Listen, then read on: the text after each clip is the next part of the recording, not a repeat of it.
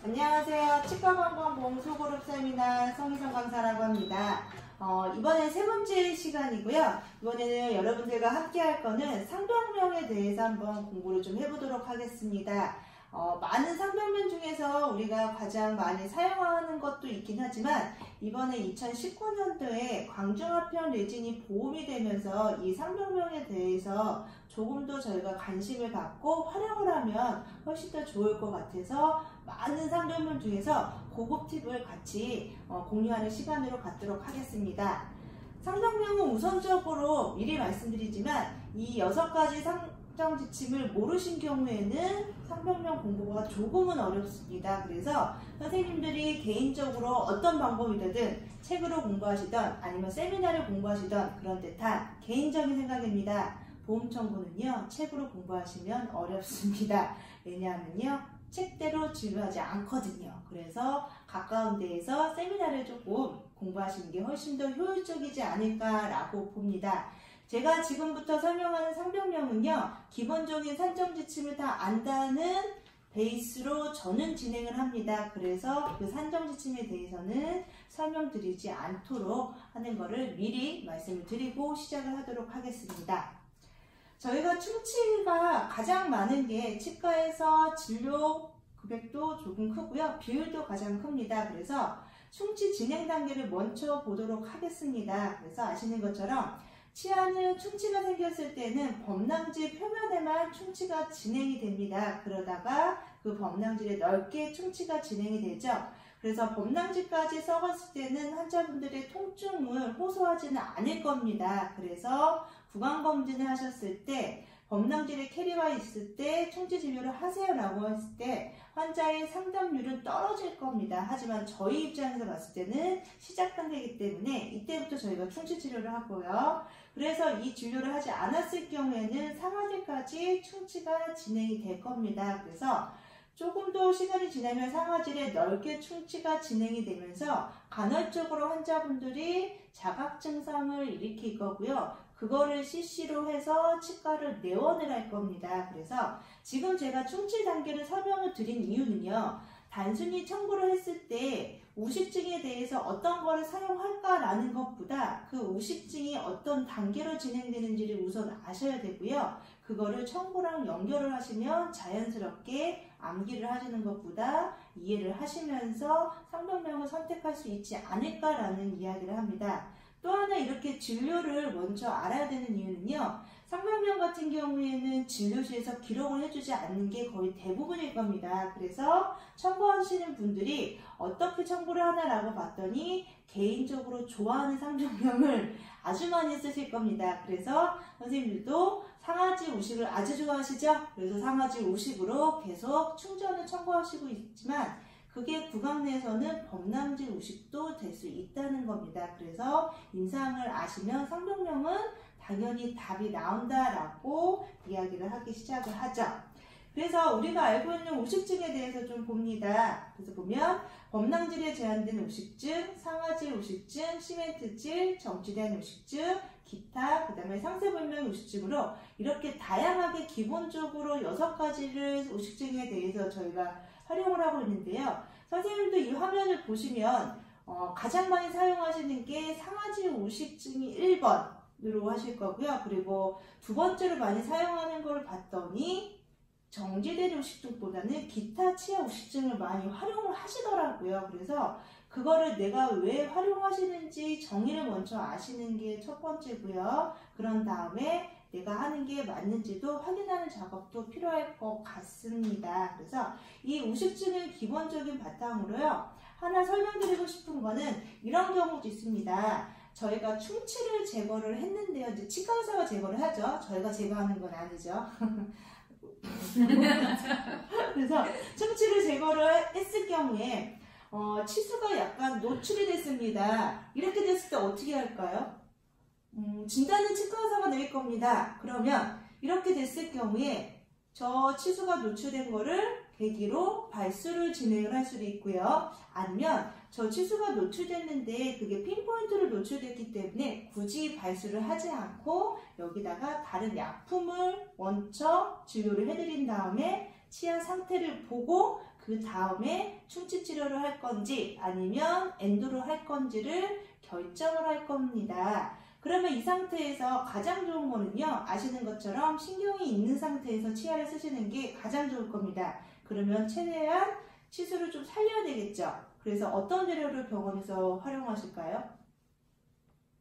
여러 가지가 있겠죠. 가장 많이 쓰시는 게 다이칼이라고 하는 재료를 쓰실 겁니다. 그러면 여기서 포인트입니다.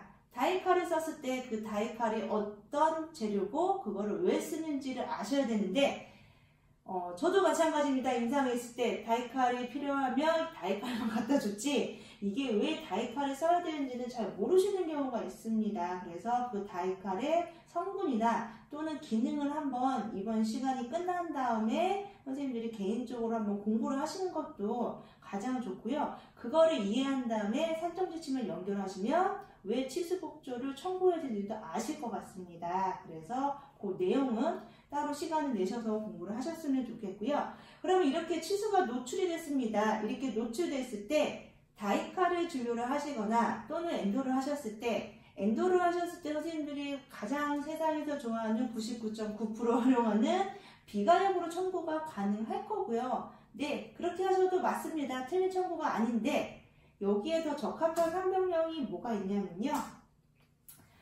치수 노출이 있는 우식이라는 상병명이 있습니다. 아시는 분도 계시지만 모르시는 분도 상당히 많습니다. 말 그대로 우식으로 치수가 노출된 경우가 바로 이겁니다. 그래서 앞에서 제가 보여드렸던 그 사진을 보면 충치를 제거하다 보니 신경이 노출된 상태라는 겁니다. 그러면 그 상병명이 어떻게 해요? 가장 적합한 상병명이다 라고 보시면 되고요. 이런 우식으로 치수가 노출된 경우에는요, 우리가 청구할 수 있는 거는 오랄 이거잼도 가능하시고요. 당연히 사진도 찍으실 수 있죠. 그리고 어떻게 해요? 다이칼을 진료를 하셨을 때 치수복조나 그리고 충전이나 즉처도 가능하고요.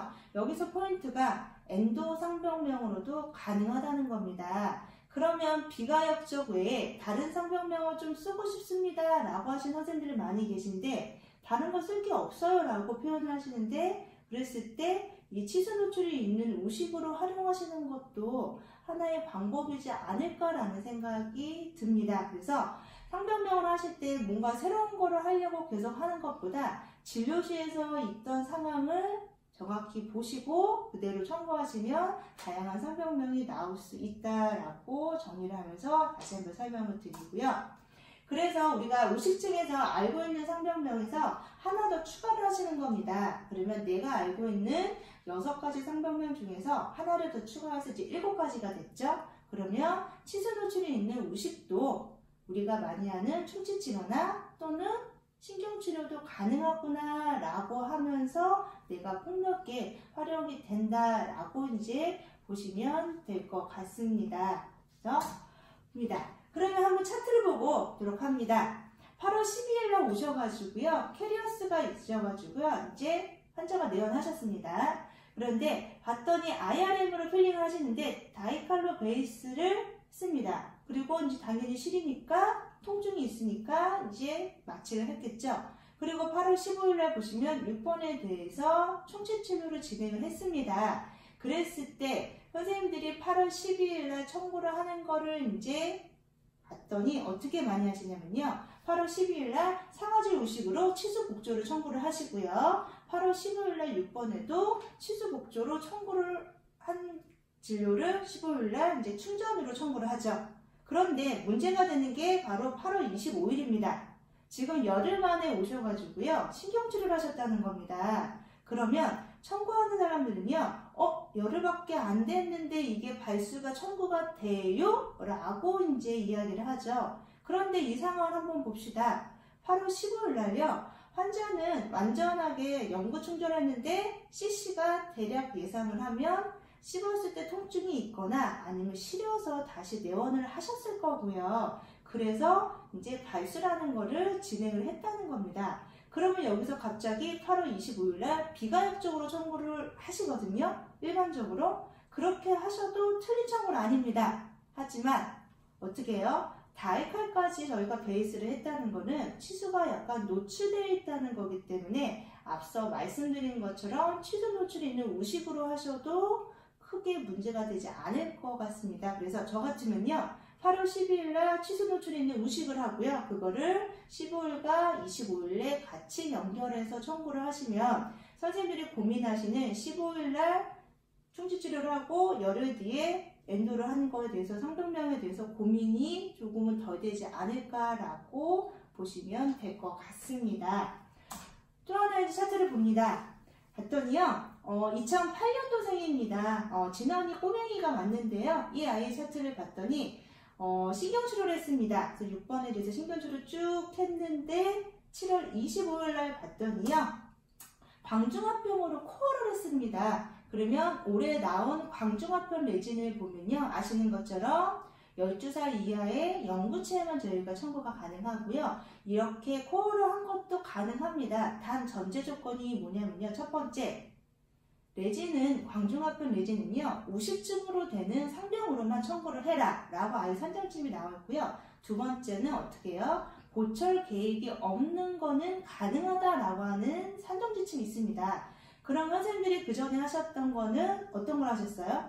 비가역으로 하셨죠?